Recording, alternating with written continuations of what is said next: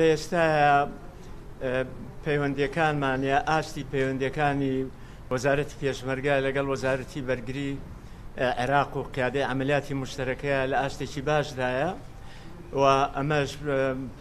گونجاوترین یا دەستکەوتێکی گەورەیە بۆ هەموو لایەک کە پێکەوە لەگەڵ سوپای عێراقا بە هەماهەنگی بتوانین کە هەنگاو بە هەنگاو قۆناغ بە قۆناغ ئەو دەرفەتانەی کە پێشتر بۆ داعش هەڵکەوتبوو ئەو دەرفەتانە نەهێڵینەوە بتوانین زیانی گەورە بە گروپی تیرۆریستی داعش بگەێنین و لە کۆتاییشە وایان لێ بکەین کە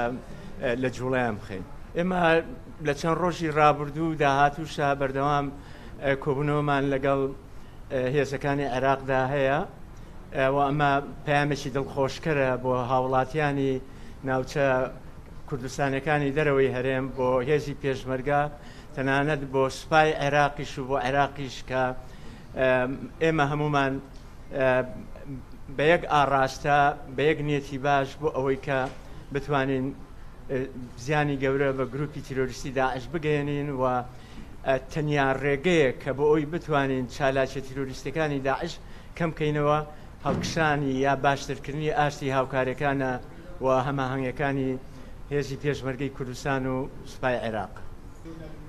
هاوپەیمانان هیچ جۆرە دووربینێکی حراریان بە وەزارەتی پێشمەرگە نەبەخشیوە. هەموو ئەو جوڵانە بە هەماهەنگی و هاوکاری لەگەڵ سوپای عێراقدا بێ